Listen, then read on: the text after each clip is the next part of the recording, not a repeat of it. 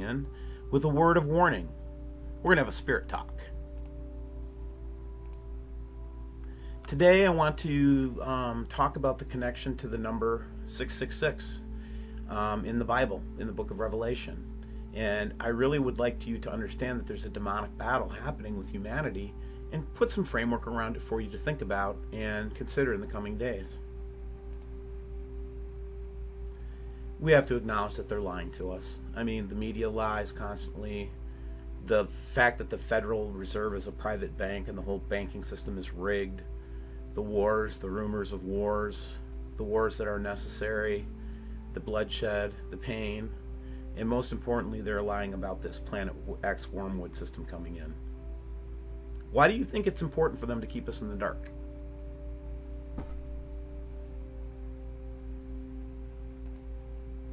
Here's why. One reason, I think.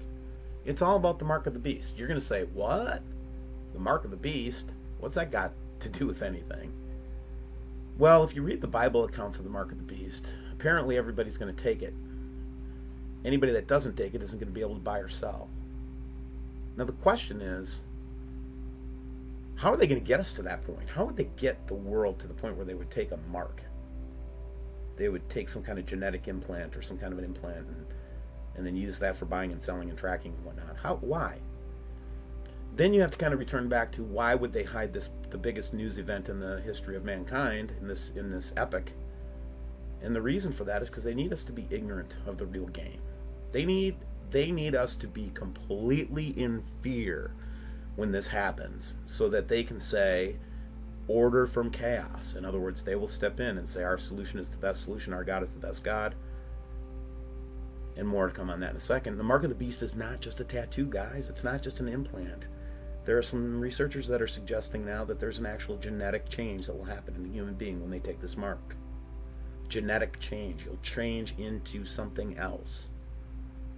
And then there's going to have to be some kind of a great spiritual apostasy for that to work, because Christians, who will make up a large part of the world's population, and Muslims for that matter, and Jews, will all throw up on that kind of an apostasy where we would have to take a mark and then admit that something else was God. So they're going to have to clear out the Muslims, the Jews, the Christians, and any other religious system in order for this to be accepted worldwide. And a cataclysm of the magnitude of Nibiru is just the kind of event that they need to collapse the system. Now, here is wisdom. This is from the book of Revelation. He that hath understanding, let him count the number of the beast. This is the beast of Revelation that's going to cause so much harm. For it is the number of a man, and his number is 666. And there's a little bit of eschatology that goes into this, folks, that I've been through, and I have a little unfair advantage. So I'm going to do a little translating here for you, or a little bit more insight into what John was saying. It's not as complicated as you think. The number isn't. The 666 is the number of man, of a man, and that man was Nero, the emperor of Rome at that time, that was causing pain upon the Christian church and many other groups.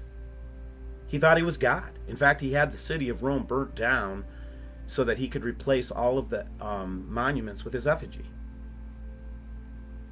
Be clear with me that 3 is the number of God. It's the perfect number. You can argue with me if you want to, but that's the number that you see repeatedly throughout the universe. Proton, proton, electron, neutron, 3, 3, 3. It's everywhere. Yolk, egg, white, shell. All those 3s are everywhere. It's the number of God. It's the number of divinity. And 666 is where man makes himself God. And to confirm it, he underscores that Nero thought he was God. So the number itself, taking this number somehow is going to make you God, or so separated from God that you're God yourself. They're going to try to convince us that they, and ultimately you, are God. And let me talk to you about that a little bit. It happened from the beginning. This is the battle from all ages that has come together in this moment that you're living in. Exciting, horrifying, traumatic, jubilant, all of those words can be pressed into this moment as the system approaches us. But go back to Adam and Eve. The battle of the garden was the knowledge of good and evil. Let me tell you something. They took the knowledge of good and evil as a direct result of the challenge that they would never be able to be God unless they took that fruit from the enemy. Step one in the whole battle of humanity in this epic has been, who's going to be God? Who's going to be God? You or God? That's been the question throughout the ages. Who you trust indicates who your God is. Do you trust money? Do you trust people? Do you trust your job? Do you trust all those things?